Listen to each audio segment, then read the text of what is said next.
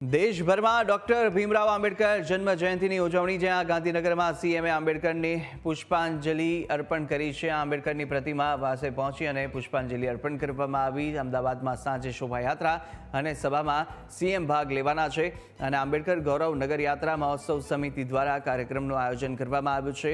માતૃપિતૃ વંદના અને પારિતોષિક વિતરણ સમારોહમાં સીએમ ભાગ લેશે તો તોરી બારોટ સમાજ સેવા સંઘ દ્વારા કાર્યક્રમનું આયોજન કરવામાં આવ્યું છે। તો મુખ્યમંત્રી ભૂપેન્દ્ર પટેલ કાર્યક્રમમાં ઉપસ્થિત થયા અને સાથે જ તેમણે બાબા સાહેબ આંબેડકરની પ્રતિમાને પુષ્પાંજલિ અર્પણ કરી અને તેમને યાદ કર્યા।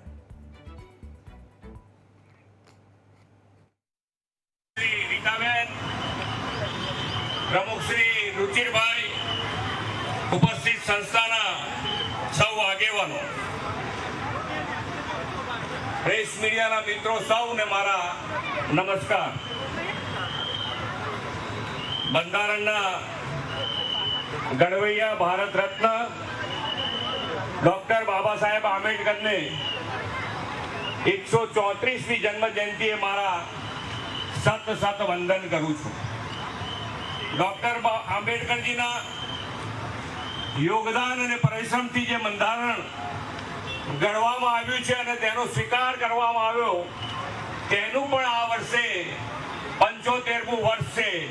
એટલે કે આંબેડકર જન્મ જયંતિનો આ વખતનો અવસર ખાસ અવસર છે।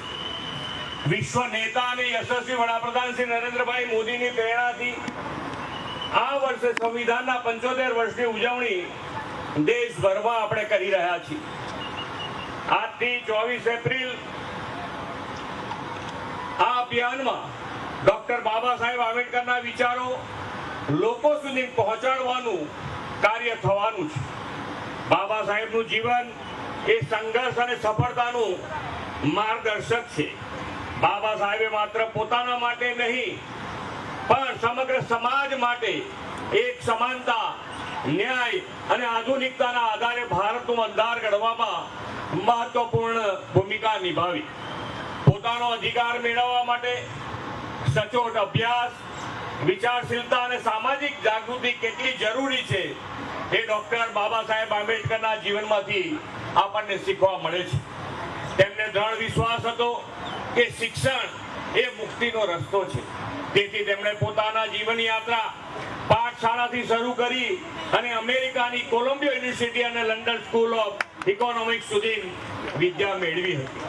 તેઓ હંમેશા માનતા કે સામાજિક ન્યાય વગર માનવતાની કલ્પના અધૂરી છે।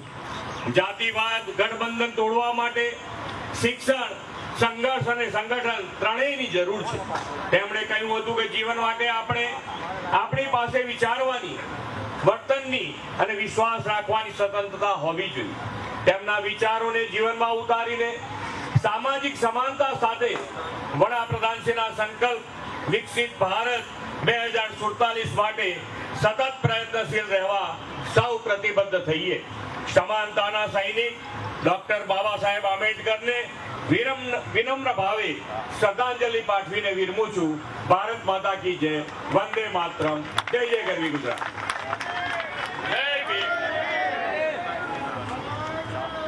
ખૂબ ધન્યવાદ આદરણીય પટેલ સાહેબ। ડોક્ટર બાબા સાહેબ વિશેના સંઘર્ષ અને શિક્ષણ। તો ડોક્ટર ભીમરાવ આંબેડકરની આજે જન્મ જયંતિ અને તેને જ લઈને વિવિધ કાર્યક્રમોનું આયોજન કરવામાં આવ્યું ત્યારે મુખ્યમંત્રી ભૂપેન્દ્ર પટેલ પણ ઉપસ્થિત રહ્યા હતા અને સાથે તેમણે સંબોધન દરમિયાન તેમને યાદ કર્યા અને તેમના કાર્યોને બિરદાવ્યા હતા। સાથે જ તેમણે પુષ્પાંજલિ પણ બાબા સાહેબની પ્રતિમાને અર્પણ કરી હતી, તેમને યાદ કર્યા હતા।